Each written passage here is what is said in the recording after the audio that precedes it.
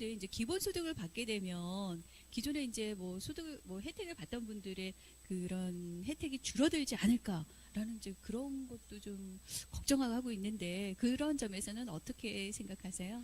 네, 그 문제는 사실 뭐 언론에서도 많이 다루었습니다만은 그 지금 저희 한국이 우리 OECD 선진국들하고 비교를 하면요, 아주 그 일단 절대적으로도 그 GDP에서 복지에 지출하는 예산의 비율이 적습니다.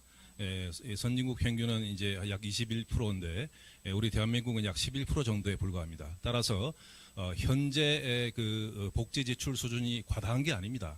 따라서 절대 규모도 서서히 올려야 되지만은 또 그 이재명 지사께서 새로이 그 추진하고자 하는 기본소득의 예산이 또 필요하기 때문에 그것을 처음부터 과다하게 책정할 수는 없고요.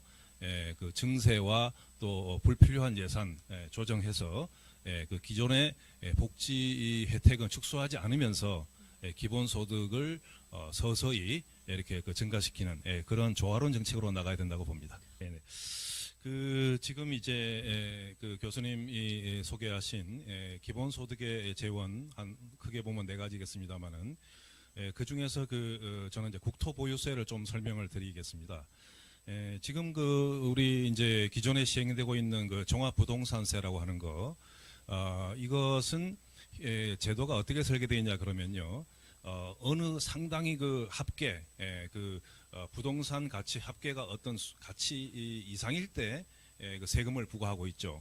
그러다 보니까 우리가 상상하는 만큼 그렇게 많은 사람들이 해당되지도 않고요. 또 그 세율도 생각보다 높지 않습니다. 그렇기 때문에 지금 뭐 우리가 세금 얘기만 나오면은 뭐 부동산 폭탄이래 가지고 마치 대부분의 사람들이 엄청난 세금을 내는 것처럼 얘기하는데, 물론 최근에 그 공시지가 상승 때문에 좀 그렇게 느끼는 심리적인 건 있긴 합니다. 그러나 절대 금액은 생각보다 크지 않습니다. 따라서 세수로서의 효과도 생각보다 적다는 거죠. 그런데 우리가 그 국토보유세라는 거, 국토보유세를 이제 그 시행을 하게 되면은 이거는 종부세하고 다른 게 모든 사람들 땅을 약간만 가지고 있는 조그만 아파트를 가지고 있는 국민들에게도 그 비율에 맞게 그 세금이 부과가 됩니다. 그렇게 해서 물론 이제 그 큰 부동산을 가지고 있는 그런 개인이나 기업한테는 많은 세금이 부과가 되겠죠. 그래서 이걸 누적해서 합계를 내게 되면은 현재 종부세보다 훨씬 많은 세수가 예상이 됩니다. 그렇기 때문에 이것으로서 일부를 가지고 기본소득을 우리가 지급할 수 있는 재원이 된다는 것이죠. 자, 그러면은 이제 많은 사람들은 그러면 이거 왜 이런 걸 해야 돼? 이게 무슨 근거가 있는 얘기냐라고 할 수 있습니다만은 사실은 이제 우리가 그 1800년대 그 토마스 페인 미국의 독립운동가죠. 이분이 그 제기했던 이론, 즉 자산에는 자연자산과 인공자산이 있는데, 인공자산이라는 것은 우리가 이제 개인들이 일을 해서 받는 임금 이런 것들이죠. 그러나 자연자산이라고 하는 것은 공기나 땅 이런 것처럼 본래 주어진 거다는 거죠. 이거는 대부분 모든 사람들이 공유해야 되는 것인데, 어떤 이유든 간에 개인이 그 소유를 하게 되면은 그로 인해서 다른 사람들은 소유를 못 하잖아요. 사용도 하려면 지대를 내잖아요. 그렇기 때문에 이 토마스 페인은 그 독점적으로 땅을 소유하는 소유주가 지대를 받는데 그 지대가 사실은 다른 사람들에 대한 빚이다, 이런 개념으로 설명을 했습니다. 그래서 이것을 우리가 그 지대를 국가가 환수를 해서 이걸 갖다가 우리 많은 모두에게 나눠줘야 그건 타당한 것이다, 이런 이론을 펼쳤죠. 그 당시에는 황당하게 여겨졌지만은 요즘은 이제 기본소득이 하나의 토대로서, 하나의 이론 토대로서 각광을 받고 있습니다. 네, 지금 그 말씀을 들으니까 모두가 평등하고 모두에게 혜택이 가는 이제 민주주의를 더 맞춰진 그런 행정 같습니다. 근데 아무래도 이제 없다가 생기는 세금이니까 세수 증수 저항에 대해서 이제 또 준비를 해야 될 것 같은데 어떻게 타개할 수 있을까요? 네, 그 지금 이제 그 부유층, 소수의 부유층의 저항 문제를 말씀하셨는데, 그것은 이제 노블리제 오블리제적인 측면에서 도덕적으로 이렇게 자발적으로 해주면 좋기도 합니다만은, 또 다른 측면에서는 기존의 고소득층들은 그 사업이든 또는 금융소득이든 간에 이 기존의 그 자본주의 시장경제 시스템에서 이미 강자들입니다. 그렇기 때문에 이들은 시장 경제가 활성화되고 하면은 경기가 활성화되면은 오히려 이득을 보는 것이죠. 그런데 지금 경기가 다운되어 있는 이유가 시중에 돈이 잘 안 돌고 있기 때문입니다. 뭘 해도 요새는 어렵죠, 그죠? 그렇기 때문에 기본소득, 즉 토지 보유세를 통해서 그 기본소득에 전 국민한테 나눠주면 그것이 결국은 시장에 돌게 돼서 경제가 활성화되고 경기가 부양되기 때문에 그러한 기존의 경제 강자들은 사업이든 또는 금융소득을 통해서 장기적으로는 더 이득을 볼 수 있는 것입니다. 이러한 측면도 우리가 생각해야 되겠습니다. 네. 교수님 말씀대로 그러한 그 과세 이연제도 말씀하셨는데 그러한 제도라든지 우리가 기본소득 하나만 추가로 실시한다고 그래서 모든 게 해결되는 건 아닙니다. 그래서 기존의 불합리한 세금이나 복지제도 이런 것들을 잘 변경시키고 조정을 해야 될 것이고요.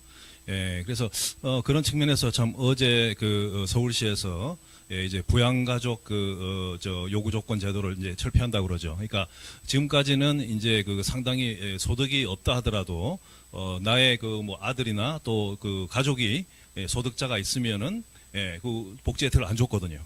그러니까 가족한테 부양받으면 되지 왜 국가에서 받느냐 이런 논리였습니다. 아주 불합리한 거죠. 그래서 이제 오랜 논란이 있다가 이제 이번에 서울시가 먼저 폐지한다고 이제 선언을 했습니다. 이런 식으로 융통성 있게 합리적으로 잘 조정을 해야죠.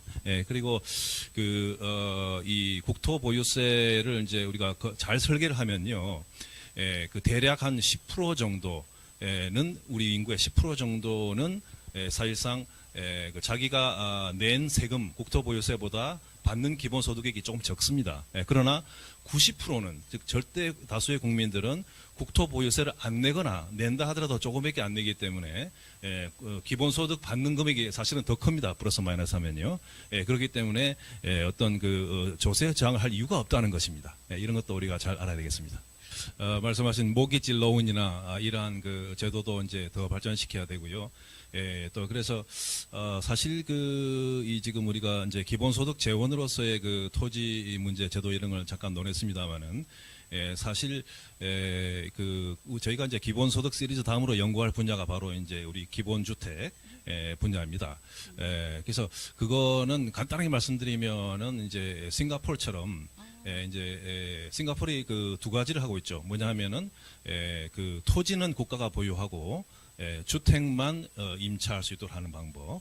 그 다음에 또 토지는 이제 여전히 국가가 보유하는데 주택을 소유할 수 있게 하는 방법. 이제 기본적으로 두 가지 다 그 공공 토지는 국가가 보유하고 관리하는 그런 식으로 함으로써 우리 국민들이 부담이 적도록 또 시장에서 그 주택 투기가 일어나지 않도록 하고 있습니다. 저희는 이제 그런 방향도 좋은 방향이라고 생각하고 이런 것도 앞으로 연구할 예정입니다. 네, 맞습니다. 거기에다 또 추가적으로 좀 심리적인 여론 측면도 생각을 해본다면요. 사실 우리나라 고소득층은 예를 들어서 한 달에 뭐 10만 원 혹은 50만 원을 받더라도 그들한테는 큰 임팩트가 없죠. 그렇지만은 그렇다고 그래서 니들은 부자니까 안 줘 이렇게 제치면요. 약간 그 소외감, 배신감을 느낍니다. 그렇기 때문에 앞으로 계속 우리가 기본소득의 재원도 발굴하고 증세도 안 할 수가 없는데 그 고소득층이라고 그래서 기본소득을 지급해서 배제하면 그들은 여론에서 반드시 딴지를 걸고 나중에 이제 반대를 할 가능성이 많습니다. 또 이분들이 또 여론 형성에서 그 영향은 크잖아요. 그렇기 때문에 전체가 다 컨센서스를 이루어서 다 같이 잘 사는 그런 그 미래로 나가기 위해서는 조금 아끼려고 해가지고 얼마나 아끼겠어요, 그죠? 똑같이 고소득층도 균등하게 나눠주는 것이 바로 기본소득의 정신입니다. 왜냐하면은 기본소득은 나눠주는 시혜, 자선 사업이 아닙니다. 기본소득은 누구나 인간이 가지는 권리라는 거죠. 그 권리를 고소득층이라고 해서 뺏으면 안 되는 것입니다. 네. 말씀하신 게 바로 이제 그 지속성 문제죠. 그래서 경제도 지속 성장을 해야지 되는 거 아니겠습니까? 그래서 우리가 그 기본소득은 그 기존의 우리 선별적인 복지하고 다른 이유가 바로 그것입니다. 그래서 기본소득을 꾸준히 계속적으로 지속적으로 지급하게 되면은 그것이 소위 말하면은 그 승수 효과, 멀티플라이어 이펙트라고 하죠. 승수 효과를 통해서 투입한 그 실제액보다 훨씬 많은 경제 개발 효과가 나오게 되는 것이죠. 그래서 그러한 그 경제 성장 효과가 있기 때문에 이거는 그 한번 쓰고 마는 그런 그게 아니다. 그런데 그 재미있는 거는요. 다른 나라에서도 이제 기본소득 실험을 많이 하고 있습니다만 우리나라 경기도가 굉장히 탁월한 게 다른 데서는 해보지 않은 그런 아까 말씀하신 그런 그 소멸성 기한부 지역화폐로 지급했다는 것입니다. 그렇기 때문에 그것을 아까 일본 사례처럼 묵혀두지 않고 시장에서 특히 그 골목 상권이나 이런 데서 쓰기 때문에 단기간에 경제가 경기가 부양되는 효과가 있고요. 더군다나 체크카드 같은 형태로 지급하면은 그걸로 소비자들이 어디다 쓰는지 자동적으로 통계가 누적이 되죠. 그래서 그러한 데이터를 분석해서 앞으로의 정책도 더 개선할 수 있도록 하는 베이스가 되는 것입니다. 일자리 문제, 이제 뭐 그 4차 산업 시대를 맞이하여 인공지능 또 로봇 이런 그 데이터로 드리븐되는 사회에서 과거처럼 일만 많이 오래 한다고 해서 효율이 나오고 성과가 나오는 것이 아니죠. 그렇기 때문에 결국은 창의적으로 일을 해야 되는 거 아니겠습니까? 근데 창의적인 그런 일을 해서 좋은 성과를 내고 있는 모범적인 국가가 바로 핀란드입니다. 그래서 핀란드는 지난번에 노키아가 그 스마트폰 못 따라가서 무너진 이후에 그 연구원들이 다 각자 벤처로 나가서 굉장히 오히려 더 창의성을 발휘해서 뭐 앵그리버드 이런 것도 만들고 말이죠. 훨씬 경제가 더 활성화된 전례가 있거든요. 그래서 창의적 아이디어를 많이 내려면요. 이제 정부가 과거에는 그 SOC 하드웨어, 건물 이런 거에 뭐 다리 이런 거에 투자했지만 이제는 국민들이 창의적인 아이디어를 낼 수 있도록 여가 시간을 줘야 됩니다. 그래서 즉 근무 시간을 너무 길게 하면 안 된다는 거죠. 물론 그런 추세로 가고 있습니다만은 옛날에 그 토마스 모어는 유토피아에서 근무 시간을 갖다가 이 6시간만 일하고 나머지는 아주 창의적인 일, 그런 공공적인 일을 하면서 즐기도록 해줘야 된다라고 주장했는데 아직까지 그 수준은 못 갔습니다만은 점점 그쪽으로 가고 있죠. 그래서 그 노동 시간이 감축이 되면은 실제로 그러면 또 자연히 임금은 좀 줄어들 수밖에 없잖아요. 너무 고임금을 주면 또 경쟁력 문제가 생기니까 따라서 그 임금 감축분에 대해서 그 정부가 결국은 기본소득을 통해서 보전해 줄 필요가 있다는 것입니다. 또 그리고 일자리도 그 공유하는 문제 이렇게 플렉서블하게 하는 그것도 불가피하죠. 여러 가지 좋은 정책 수단을 믹스해서 최선의 조합을 찾아야 되는 것이죠. 그 두 가지 사례가 있었죠. 실패라고 이제 언론에서 조금 부각시켰던 게 첫째는 스위스의 문제입니다. 스위스는 전에 이제 그 기본소득을 약 한 월 300만 원 정도를 개개인에 지급하는 문제를 가지고 국민투표를 했었죠. 근데 부결이 됐습니다. 근데 부결이 된 이유는 그게 싫다가 아니고요. 기존의 그 복지 수준이 워낙 높기 때문에 스위스는 뭐 스웨덴과 더불어 세계 최고 복지 국가죠. 그러다 보니까 더 이상 뭐 더 추가적인 우리는 뭐 복지나 이런 것도 별로 뭐 필요 없다. 이렇게 좀 무관심했을 뿐입니다. 그게 싫다는 게 아니었습니다. 나쁘다는 게 무슨 문제가 발견된 게 아니었죠. 그런 거였고요. 핀란드 경우는 이제 2차에 걸쳐서 이제 실험을 하는데 1차 실험이 끝났습니다. 2차는 진행 중이죠. 근데 1차 실험 결과 핀란드도 워낙 이제 그 복지 수준이 높다 보니까 여러 가지 정신적으로 만족감, 행복감 이런 것은 이제 증가했지만 고용이나 창업은 별로 증가하지 않았습니다. 왜냐하면은 이미 충분한 고용과 또 충분한 창업을 하고 있기 때문에 그게 통계적으로 크게 유의미하지 않았던 것이죠. 그러나 반면에 최근에 그 사례를 보면은 또 두 가지 좋은 사례가 나오고 있습니다. 예를 들어서 그 캐나다 도시에서 5년간 개개인한테 연봉 3천만 원 정도의 소득을 보장을 하기로 실험을 했었어요. 그래서 5년을 실험을 해보니까 어떤 효과가 나타났냐 하면은 그 가정의 폭력이 줄어들었고요. 그 다음에 자녀의 학력이 증가했습니다. 그리고 또한 주민의 건강이 향상이 됐습니다. 이러한 성과가 나왔다는 거죠. 그리고 두 번째 좋은 사례는 2019년도에 미국 캘리포니아 스탁턴시에서 좀 주로 저소득층 대상으로 500불씩을 줬습니다. 그렇게 해서 실험을 해보니까 이것 때는 체크카드로 했는데요. 그 통계가 그러니까 잘 나오죠. 그래서 고용이 여기는 늘어났습니다. 왜냐하면 저소득층이다 보니까 대체로 그리고 행복감 증대되고 이러한 그 좋은 효과가 나온 선례가 있습니다. 아까 말씀드렸던 그 기본소득이 어떻게 보면은 그 선구자라고 볼 수 있는 토마스 페인이 그 소유의 개념을 갖다가 인공 소유와 자연 소유 두 가지로 나눴다고 말씀드렸죠. 그래서 자연 소유는 본래 누구한테나 다 주어진 것이기 때문에 소수가 독점하면 안 되고 다 공유해야 된다.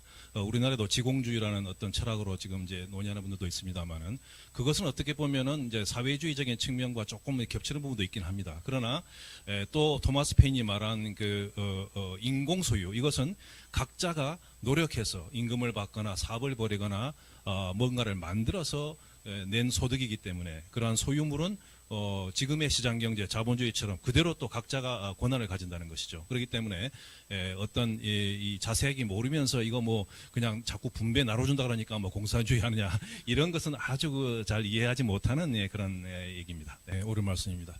그 중에서 제가 데이터세에 대해서 조금 그 첨언드리자면 우리 모두는 지금 어린애부터 노인까지 매일매일 휴대폰으로 우리가 뭘 하고 있죠. 네. 근데 그런 것들이 우리한테 도움이 되는 것들이고 편리한 것이지만 다른 시각에서 보면은 이것은 어떻게 보면은 그 데이터 플랫폼 기업들한테 우리의 데이터를 무료로 제공해주고 있는 행위입니다. 즉 우리가 서비스를 오히려 해주고 있다는 거죠. 그렇기 때문에 그 데이터세에 대한 어떤 그 정당성 여기서 나오는 것입니다. 그들은 그걸 무료로 제공받아서 약간의 편의만 제공해 줄 뿐이고 실제로는 더 거대한 부를 갖다가 독점하고 있다는 것이죠. 그래서 거기에 대해 세금을 부과하는 것은 정당한 것이고요.